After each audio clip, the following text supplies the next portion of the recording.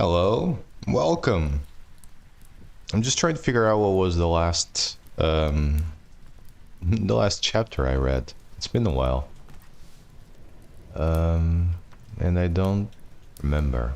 But hello, and welcome to the first or the first stream of today. It's gonna be, as you probably have surmised from my overlay, it's gonna be a reading stream. I've been ignoring Dracula, and that's never good. So I'm gonna go and give Dracula some attention today. There you go. YouTube will help me. Okay, we're gonna go for chapter 4. Chapter 3 was Joe H. and the sex thing. Alright. Let me update. First stream of the day? Elaborate. Well, I'm gonna stream for maybe 1 hour or so, just enough to read chapter 4. And then I'm gonna go and have lunch, make lunch first, and then eat said lunch, and then I'm gonna come back in the afternoon for some Diablo 3. Let me just close this for some Diablo 3 hardcore, which should be very, very exciting. It's ready to go. I probably should just look at the settings or whatever, but as always, I'll just do it when I'm streaming, because it's so much fun when I waste 5 minutes or so fucking around with settings. But yeah. All right, let me bring out Grandpa Brodin. Here we are. So yeah, that will be what we have for today. There's 2 streams. This one being the first one, and then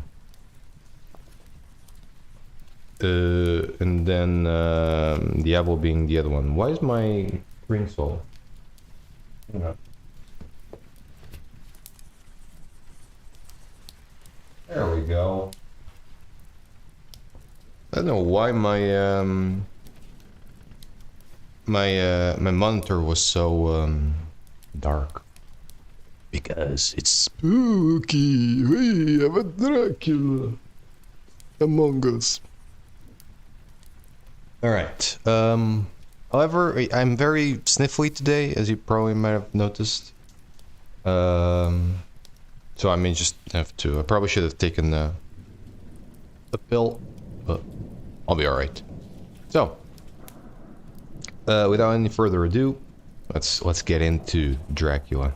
Dang, Brodin streaming bonanza. Yes, 2 streams. Wow. Hopefully they'll be good ones.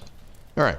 So, chapter 4, Jonathan Harker's journal. Continue. I awoke in my own bed. If it be that I had not dreamt, the Count must have carried me here. I tried satisfying myself on the subject, but could not arrive at any unquestionable result. To be sure, there were certain small evidences, such as that my clothes were folded and laid by in a manner which was not my habit. My watch was still unwound, and I am rigorously accustomed to wind it the last thing before going to bed. Jesus, and many such details. But these things are no proof, for they may have been evidences that my mind was not as usual, and from some cause or another I had certainly been much upset. I must watch for proof. Of one thing I am glad. If it was that the Count carried me here and undressed me, he must have seen my dick and been impressed. Also, he must have been hurried in his task, for my pockets are intact and my dick left unsucked. I am sure this diary would have been a mystery to him, which he would not have brooked. He would have taken or destroyed it. As I look round this corner, although it has been to me... Hang on.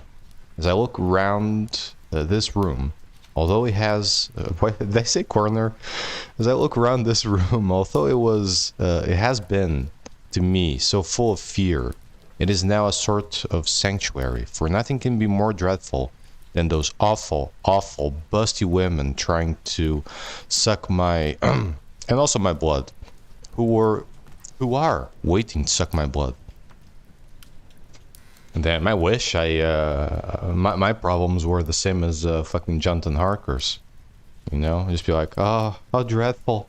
I was in a room with a bunch of hot women that lust for me. Yes, sure, they want to suck my blood, but they may suck something else before that. Oh, life is dreadful. Goddamn Jonathan Harker. You lucky son of a bitch. 18th of May. I have been down to look at that room again by daylight. For I must know the truth. And, you know, if anything happens while I'm trying to find the truth, oh well. When I got to the doorway at the top of the stairs, I found it closed. It had been so forcibly driven against the jamb that part of the woodwork had splintered. I could see that the bolt of the lock had not been shot, but the door is fastened from the inside. I fear it was no dream, sorry, and must act on this surmise. 19th of May.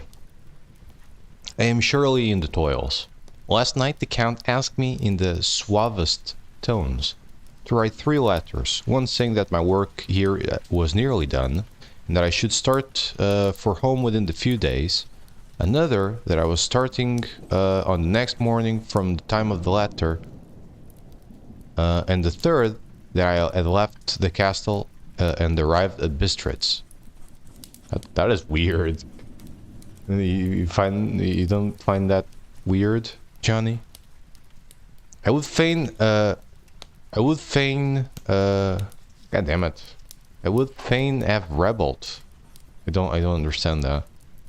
I would fain have rebelled, but felt that in the present state of things it would be madness to quarrel openly with the Count, whilst I am so absolutely in his power.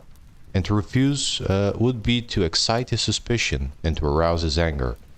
He knows that I know too much, and that I must not live, lest I be dangerous to him.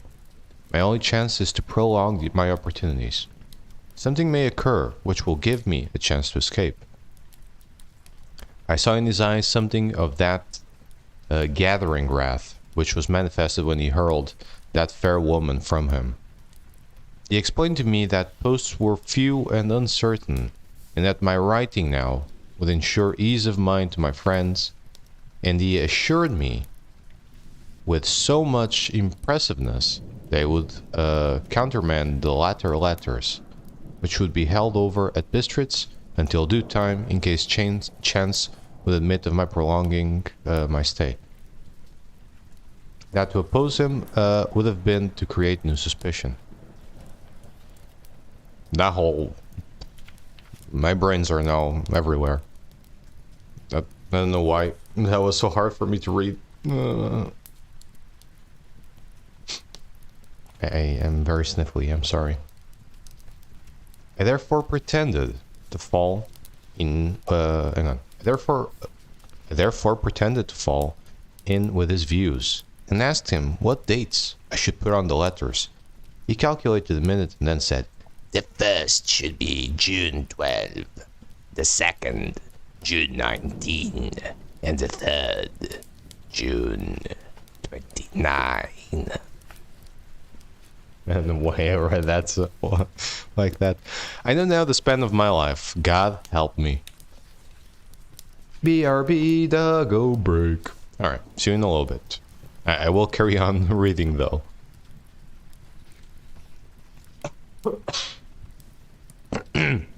Sorry.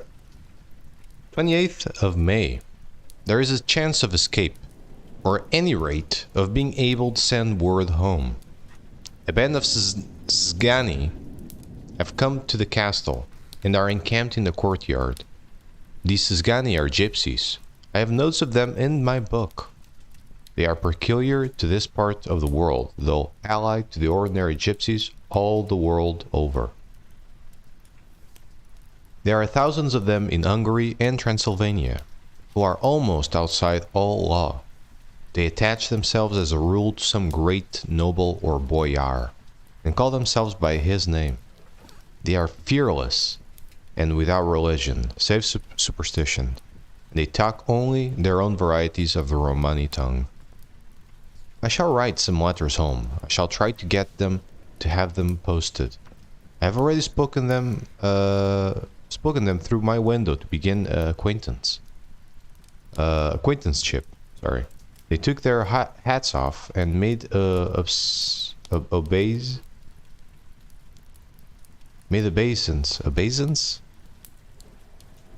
I don't know. They took their hats off and made obeisance in many signs, which, however, I could not understand, any more than I could speak their tongue. And that's exactly not what's written there. What the hell? It literally says I could more than I could their spoken language, and you know the thought was there as I translated it into my brain, and then I just read something completely different that's not even there. Hang on, I'll read it again. They took their hats off and made obeisance in many signs, which, however, I could not understand any more than I could their spoken language. Brain translating. I have written the letters. Minas is in shorthand, and I simply asked Mr. Hawkins to communicate with her. To her I have explained my situation, but without the horrors which I may only surmise. It would shock and frighten her to death were I to expose my heart to her. Should the letters not carry, then the Count shall not yet know my secret, or the extent of my knowledge. I have given the letters. I threw them through the bars of my window with a gold piece, and made what signs I could to have them posted. The man who took them pressed them to his heart and bowed, and then put them in his cap. I could not do more. I could do no more. Sorry, again, like my brain. I stole back to the study and began to read.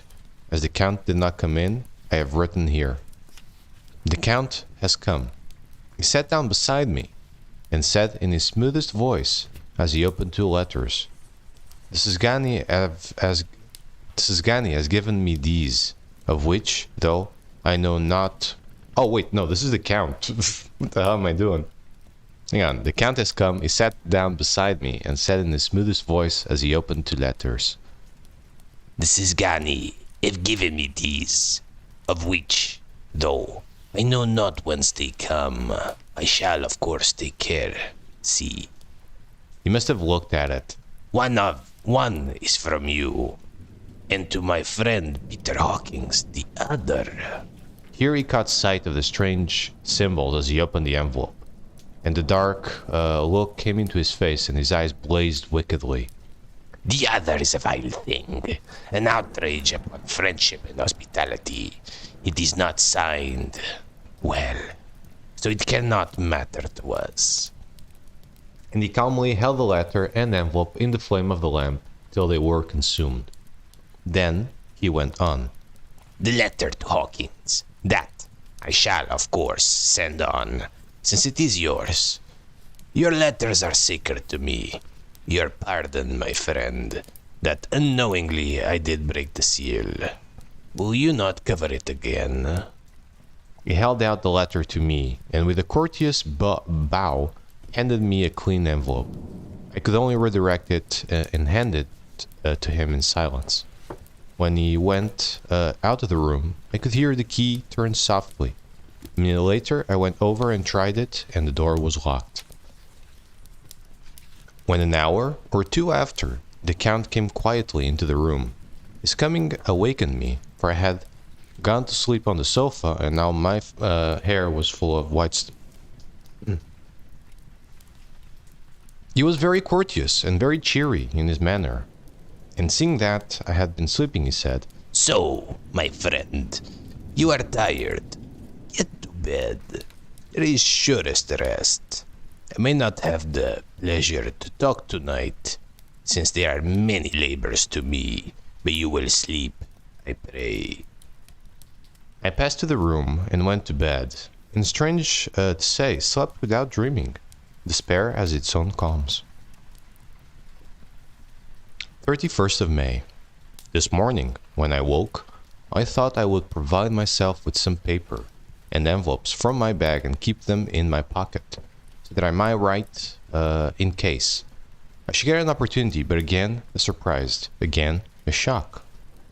Every scrap of paper was gone, and with it, all my notes, my memoranda, relating to railways and travels, my letter of credit, in fact, all that might be useful to me, were I once outside the castle. I sat and pondered a while, and then some thought occurred to me, and I made search of my portmanteau, yes, and in the wardrobe where I had placed my clothes. The suit in which I had traveled was gone, and also my overcoat and rug. I could find no trace of them anywhere. This looked like some new scheme of villainy. 17th of June. This morning, as I was sitting on the edge of my bed, cudgeling my brains, I heard without a cracking of whips, and pounding and scraping of horses' feet up. Jesus. This morning, as I was sitting on the edge of my bed, cudgeling my brains, I heard without a cracking of whips and pounding and scraping of horses' feet up the rocky path beyond the courtyard. With joy, I hurried to the window and saw drive into the yard 2 great lighter wagons. Lighter wagons? Probably. Each drawn by 8 sturdy horses, and at the head of each pair a Slovak, with his wide-hat, great nail-studded belt, dirty sheepskin, and high boots. They had also their long staves in hand. I ran to the door, intending to descend and join them through the main hall, as I thought that way might be opened for them. Again, a shock. My door was fastened on the outside. Then I ran to the window and cried to them. They looked up at me stupidly and pointed. But just then, the hetman of the Szgany came out, and seeing them pointing to my window, said something, at which they laughed. Henceforth, no effort of mine, no piteous cry, no agonized, piteous cry, or agonized entreaty would make them even look at me. They resolutely turned away. The lighter wagons contained great square boxes with handles of thick rope. These were evidently empty by the ease with which the Slovaks handled them, and by their resonance as they were roughly moved. When they were all unloaded and packed in a great heap in one corner of the yard, the Slovaks were given some money by Szgany, and spitting on it for luck, lazily went each to his horse's head. Shortly afterwards, I heard the cracking of their whips die away in the distance. 24th of June, before morning. Last night, the Count left me early and locked himself into his own room. As soon as I dared, I ran up the winding stair and looked out of the window, which opened south. I thought I would watch for the Count, where there is something going on. The Szgany are quartered somewhere in the castle and are doing work of some kind. I know it, for now and then I hear faraway muffled sounds, as of mattock and spade, and whatever it is, it must be the end of some ruthless villainy. I had been at the window somewhat less than half an hour when I saw something coming out of the Count's window. I drew back and watched carefully, and saw the whole man emerge. It was a new shock to me to find that he had on the suit of clothes which I had worn whilst traveling here, and slung over his shoulder the terrible bag which I had seen the women take away. There could be no doubt as to his quest and in my garb too. This, then, in his new scheme of evil, they will allow others to see me as they think, so that he may both leave evidence that I have been seen in the town or villages posting my own letters, that any wickedness which he may do shall by the local people be attributed to me. Damn, Dracula's an ass. He's an ass. I'm enjoying this. This is heating up. Love it. It's still very, very rough reading. Just the way it's written. But anyways, we're gonna move on. It makes me rage to think that this can go on, and whilst I am shut up here, a veritable prisoner, but without that protection of the law which is even a criminal's right and consolation. I thought I would watch for the Count's return, and for a long time sat doggedly at the window. Then I began to notice that there were some quaint little specks floating in the rays of the moonlight. They were like the tiniest grains of dust, and they whirled round and gathered in clusters in a nebulous sort of way. I watched them with a sense of soothing, and a sort of calm stole over me. I leaned back in the embrasure in a more comfortable position, so that I could enjoy more fully the aerial gamboling. Something made me start up. A low, piteous howling of dogs somewhere far below in the valley, which was hidden from my sight. Louder, it seemed to ring in my ears, and the floating motes of dust to take new shapes to the sound as they danced in the moonlight.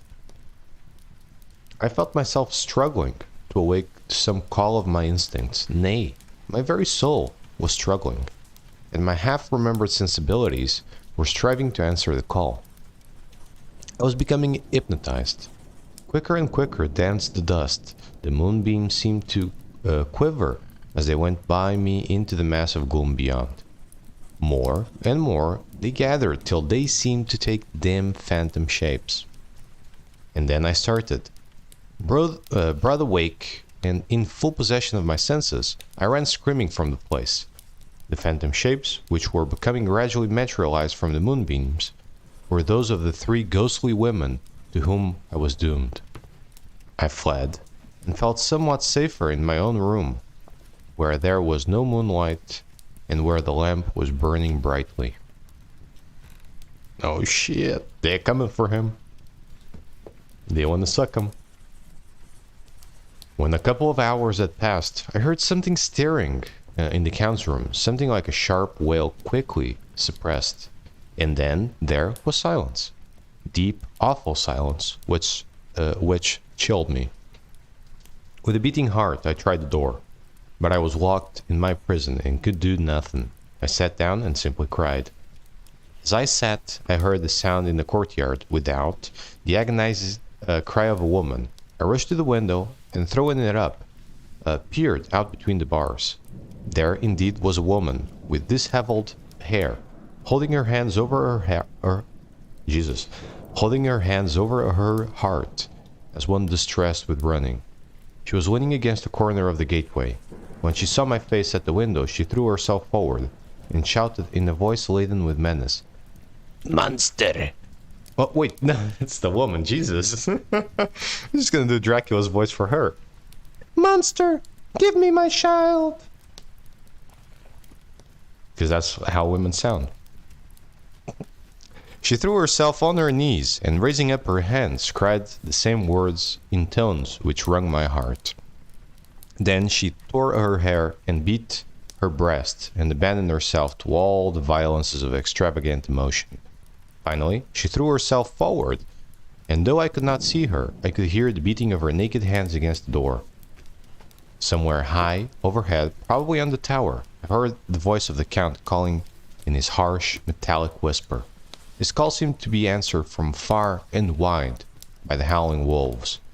Before many minutes had passed, the pack of them poured like a pent-up dam when liberated through the wide entrance into the courtyard. There was no cry from the woman, and the howling of the wolves was but short. Before long, they streamed away, singly licking their lips. There you go. That's how you solve your problems. No solicitors. Bunch of wolves. I could not pity her, for I knew now what had become of her child, and she was better dead. What shall I do? What can I do? How can I escape from this dreadful thing of night and gloom and fear?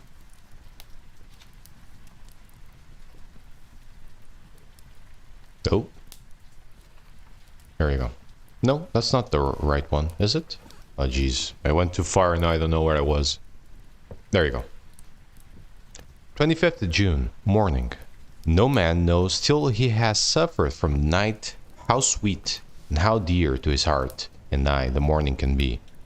When the sun grew so high this morning that it struck the top of the great gateway opposite my window, the high spot which I touched seemed to me as if the dove from the ark had lighted there.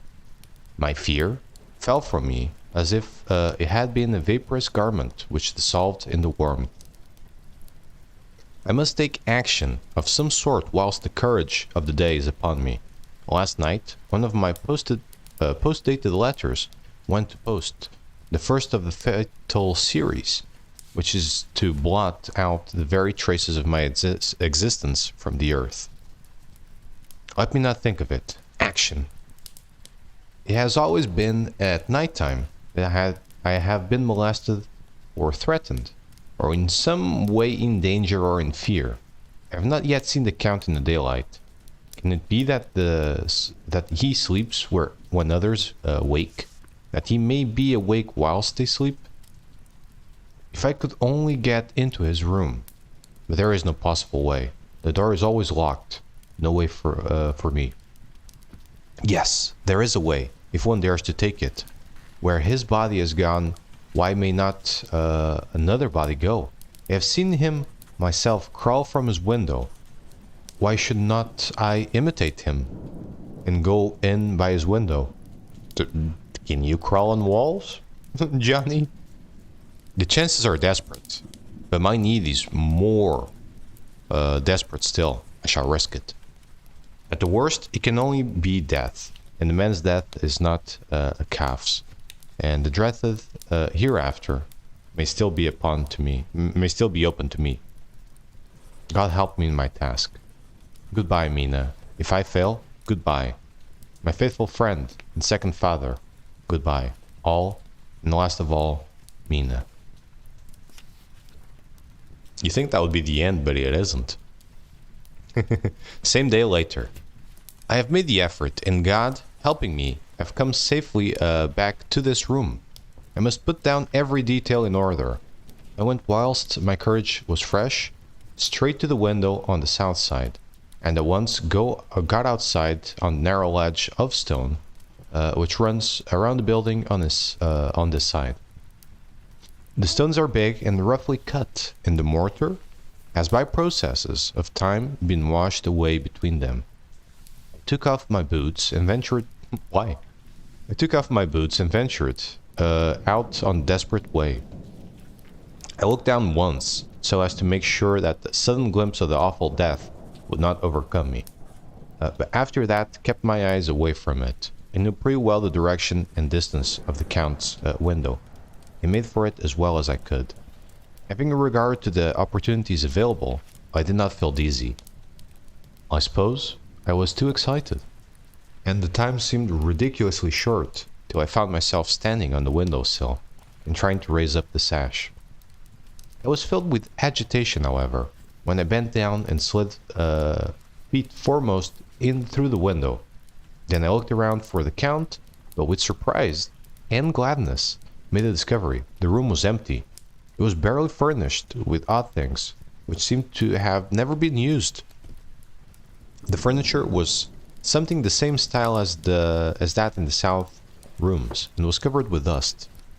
I looked for the key, but it was not in the lock, and I could not find it anywhere. The only thing I found was a great heap of gold in one corner, Gold of all kinds, Roman and British and Austrian and Hungarian and Greek and Turkish money, covered with a film of dust, as though it had lain long in the ground. None of it that I noticed was less than 300 years old. There were also chains and ornaments, some jeweled, but all of them old and stained.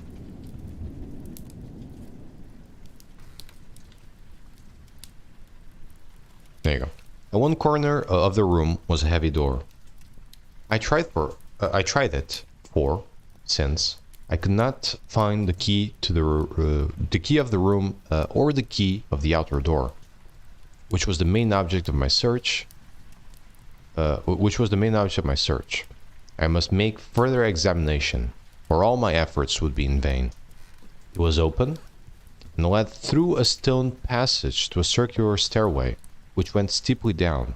I descended, minding carefully where I went, for the stairs were dark, being only lit by loopholes in the heavy masonry. At the bottom there was a dark, tunnel-like passage, through which came a deathly, sickly odor, the odor of old earth newly turned.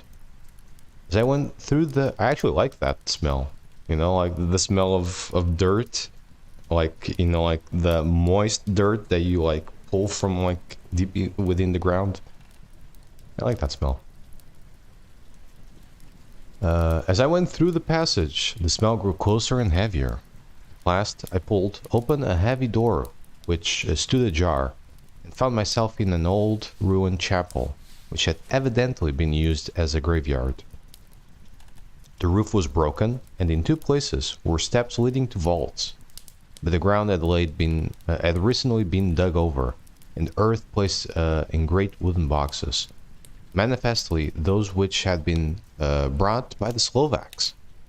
There was nobody about, and I made search for any further outlet, but there was none. Then I went over every inch of the ground, so as not to lose a chance. I went down even into the vaults, where the dim light struggled, although to do so was dreaded to my very soul. Into two of these I went, but saw nothing except fragments of old coffins and piles of dust. In the third, however, I made a discovery.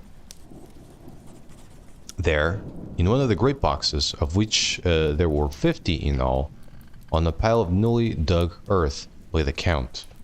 He was either dead or asleep.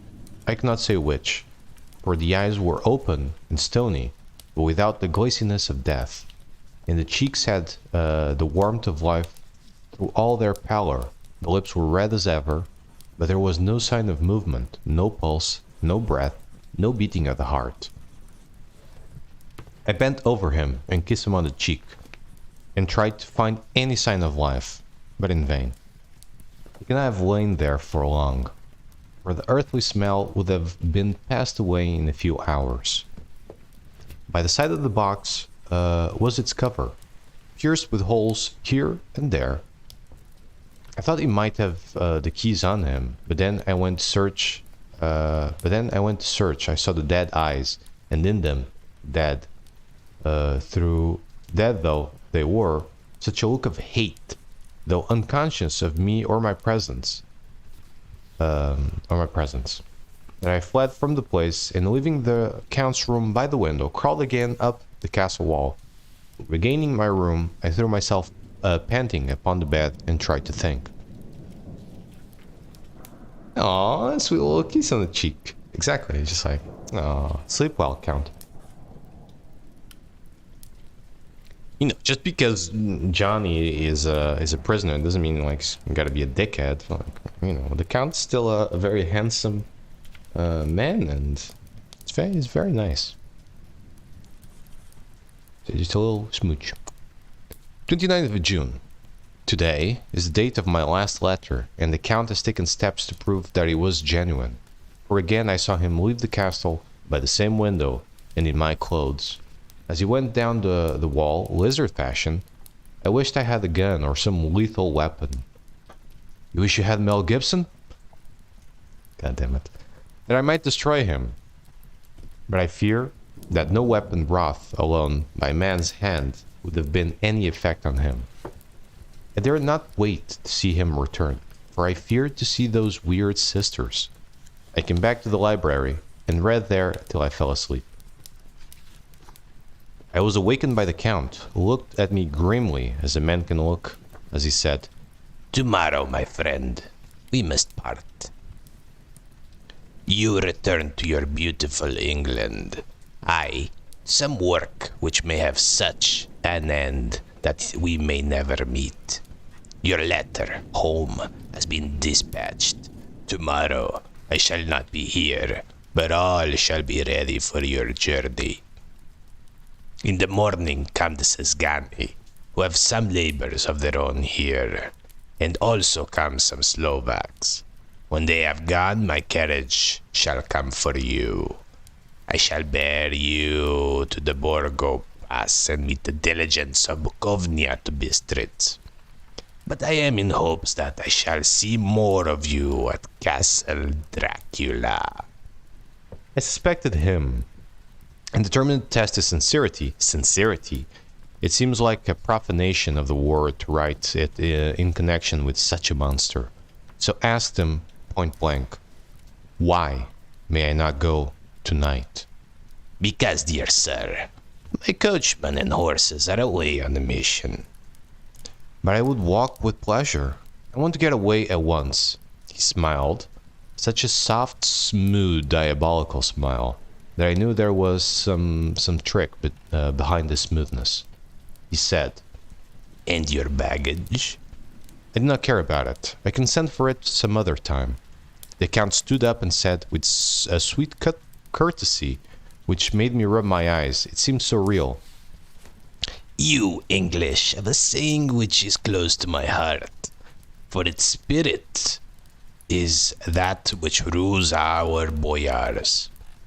Welcome, the coming, speed, the parting guest. Come with me, my dear young friend. Not an hour shall you wait in my house against your will, though said, am I at your going, that you so suddenly desire it. Come.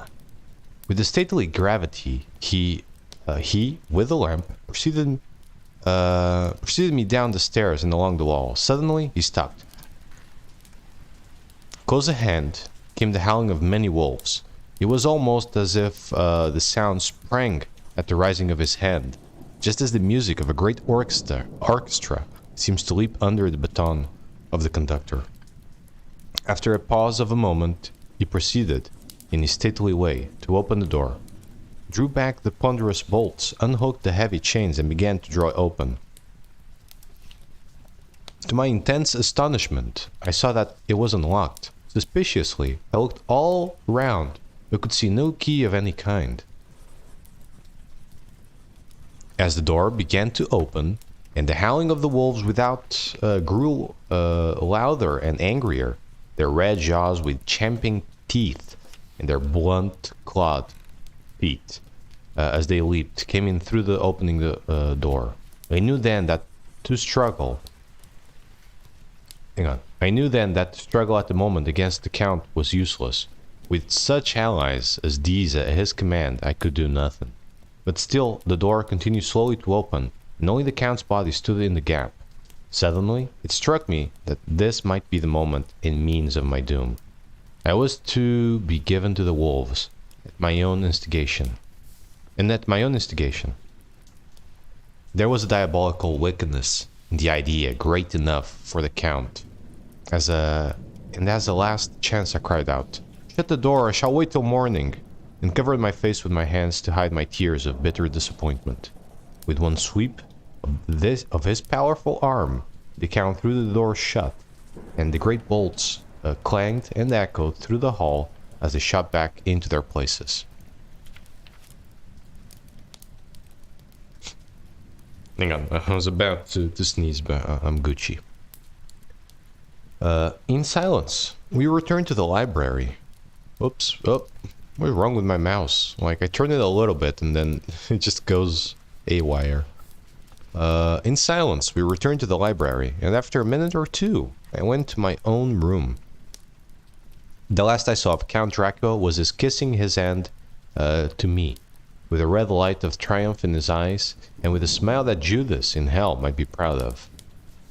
When I was in my room and about to lie down, I thought I heard a whispering at my door. I went to it softly and listened. Unless my ears deceived me, I heard the voice of the Count. Back to your own place. Your time is not yet come. Wait. Have patience. Tonight is mine. Tomorrow night is yours. There was a low, sweet ripple of laughter, and in a rage I threw open the door and saw without the three terrible women licking their lips. As I appeared, they all joined in a horrible laugh and ran away. I came back to my room and threw myself on my knees. Is it then so near the end? Tomorrow, tomorrow, Lord help me, and to those whom I am dear. 30th of June, morning.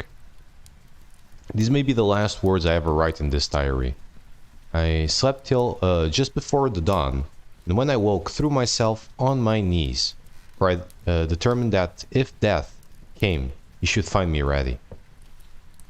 At last, if I felt that subtle change in the air and knew that the morning had come, At last I felt that subtle change in the air and knew that the morning had come. Then came the welcome cockcrow, and I felt that I was safe. With a glad heart, I opened my door and ran down the hall.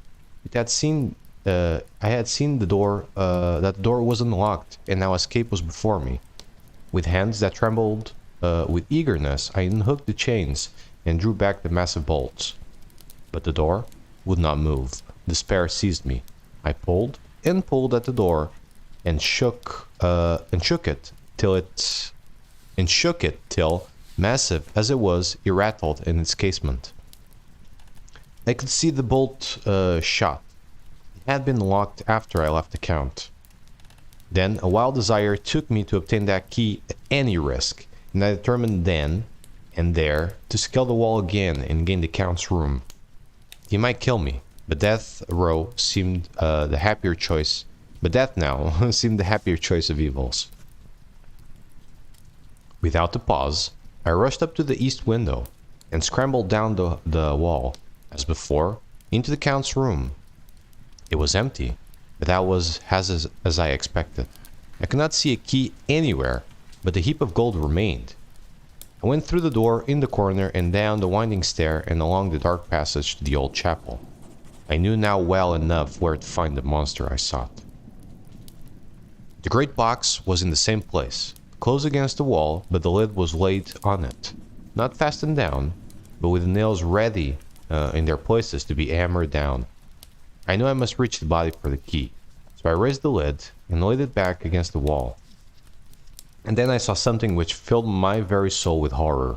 There lay the Count, but looking as if his youth had been half renewed, for the white hair and mustache were changed to dark iron gray.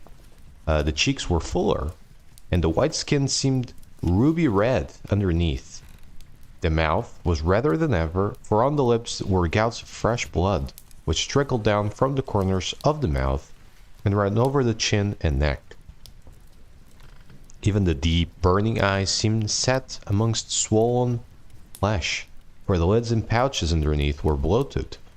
It seemed as if the whole awful creature were simply gorged with blood. He lay like a filthy leech, exhausted with his repletion. I shuddered as I bent over to touch him, and every sense in me revolted at the contact. I had to search, or I was lost. The coming night might see my own body a banquet in a similar way to those horrid three. I felt all over the body, but no sign could I find the key. Then I stopped and looked at the Count. There was a mocking smile on the bloated face which seemed to drive me mad. This was the being I was helping to transfer to London, where perhaps for centuries to come he might amongst its teeming millions satiate his lust for blood, and create the new and ever widening circle of semi-demons batten on the helpless. The very thought drove me mad. I lost myself. The very thought drove me mad. A terrible desire came upon me to rid the world of such a monster. There was no lethal weapon at hand, but I seized the shovel, which the workmen had been using to fill the cases, and lifting it high, struck with the edge downward on his hateful face. Hot damn. But as I did so, the head turned. But as I did so, the head turned and the eyes fell full upon me, with all their blaze of basilisk horror. The sight seemed to paralyze me, and the shovel turned in my hand and glanced from the face, merely making a deep gash above the forehead. The shovel fell from my hand across the box, and as I pulled it away, the flange of the blade caught the edge of the lid, which fell over again, and hid the horrid thing from my sight. The last glimpse The last glimpse I had was of the bloated face, blood-stained and fixed with a grin of malice, which would have held its own on nethermost hell. I thought what should be my next move, but my brain seemed on fire, and I waited with a despairing feeling growing over me. As I waited, I heard in the distance a gypsy song sung by merry voices coming closer, and through their song the rolling of heavy wheels and cracking of whips. The Szgany and the Slovaks, of whom the Count had spoken, were coming. With a last look around at the box which contained the vile body, I ran from the place and gained the Count's room, determined to rush out at the moment the door should be opened. With strained ears I listened, and heard, downstairs, the grinding of the key in the great lock, and the falling back of the heavy door. There must have been some other means of entry, or someone had a key from one of the locked doors. Then there came the sound of many feet, trampling and dying away in some passage, which sent up a clanging echo. I turned to run down again towards the vault, where I might find the new entrance, but at that moment there seemed to come a violent puff of wind, and the door to the winding stair blew with a shock. Jesus, what the fuck? Violent puff of wind, and the door to the winding stair blew with a shock that set the dust from the lintels flying. I hate. I hate and love the way this man writes, or wrote. When I ran to push it open, I found that it was hopelessly fast. I was again a prisoner, and the net of doom was closing round me more closely. Oh, we're nearly done. The door. Oh no, I'm skipping a. I'm skipping a paragraph. Shake my hand. One thought is enough to make you lose focus. One thought. Is that what I said? Well, you know, that's what thoughts do. It just make me lose my focus. It is very true. I see boobs. What was I talking about? As I write, there is, in the passage below, a sound of many trampling feet, and the crash of weights being set down heavily.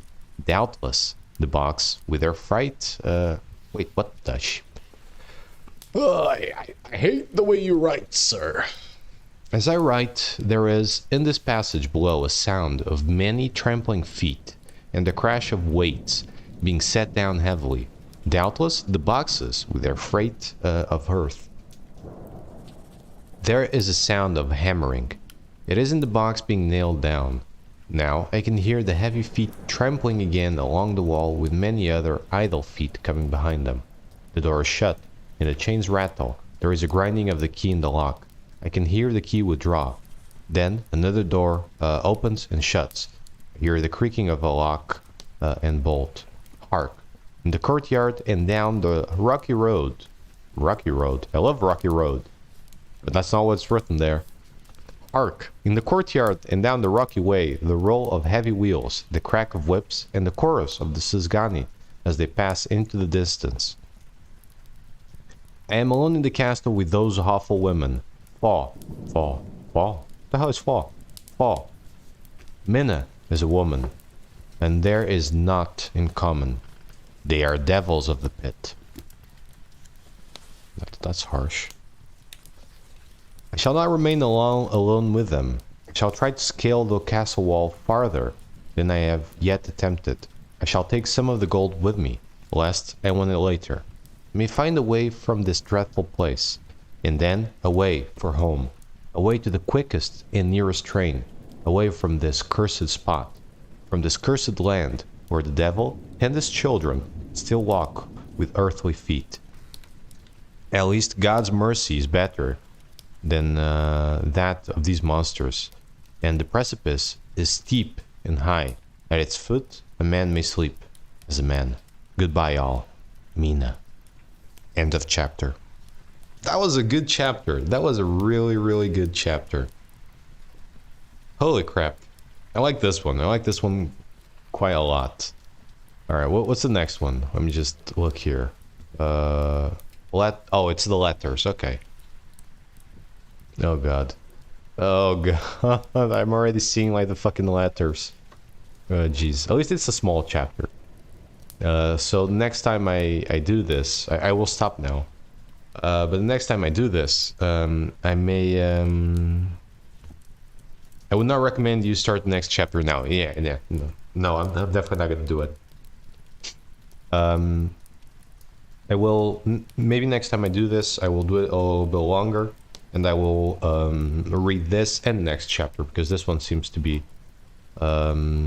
shorter. But holy crap, I can already see how full the letters are and how detailed they seem to be. Oh boy. And then starts Mina's journal, which I have no idea how I'm even gonna do her voice, but anyways, we'll see. I'll just sound like a weird Mario. It's me, Mina. Woohoo! Yippee! Because that's how women sound. So it's a perfect. Mina is English, so she can still sound like Mario. Woohoo! Oh, you wanker, what you doing? This is all some crazy bollocks, ain't it? Where is my love? Jonathan Harker. He's a wanker, but I love him with all my heart. I guess I can sound kind of like a fucking leprechaun. No, I'll probably just do like normal voice. I'm not even gonna attempt to do that. So many boring descriptions. Yep, it seems like that. Why she got an Italian accent? Well, you know, she may be English, but maybe her mom was Italian. Who knows? Not me. The moment you give her that voice, the book becomes a comedy. By the way, her journal isn't much better. It might be worse, honestly. Oh, fuck. Well, then definitely I'm doing Mario's voice. Hello, it's me, Mina. God damn it. Or maybe I can just do a different type of Mina. Just a strong... shit, what's the word? I don't know, just a strong woman. A real strong woman. I can just be like, hey, it's me, Mina. How you doing? Hey, John. Are we gonna do sexy stuff or what? Be like Zarya. Shit, what's Zarya's thing like? Yeah, but it's still like Zarya. It's still a feminine voice. It's like what I was doing here. It was a stupid joke, but like Zarya's voice is like that's still like a feminine voice, but a strong woman. I can't. If I try to put my voice high, either I won't have a voice because I can't, or it'll sound like Mario. Strong Russian lady. See, this is how soft I can make my voice, and it still sounds like a dude trying to make a soft voice. But this sounds like Mario and its joy. Jesus Christ. It is a female voice, but not exactly feminine. No, oh, yeah, you're right. You're right. Well, I wouldn't call it feminine per se. But yeah, we'll see. I'll think about Mina and how I'm gonna make her sound. Does she say anything here?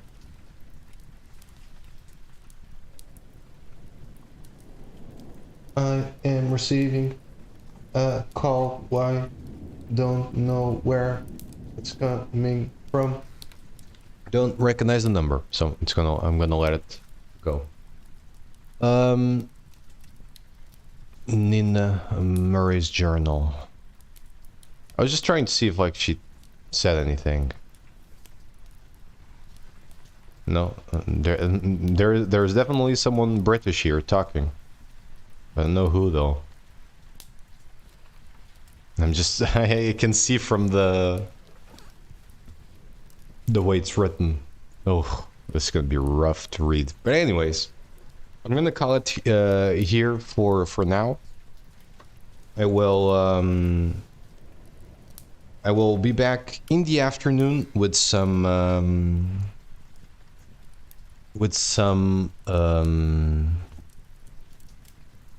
Diablo 3 hardcore, and then we'll decide with which character later on. Which not character, which class to use and all of that. Hopefully it'll be fun, and hopefully I won't die immediately. I hope I don't just die.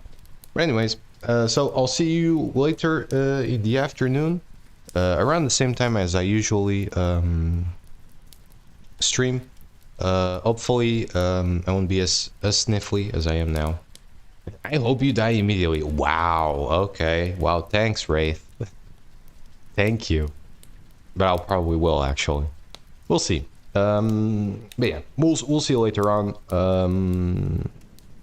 But yeah. So thank you for being here. Thank you for watching and hearing my weird portrayal of Dracula. And I'll see you in the afternoon. Bye for now.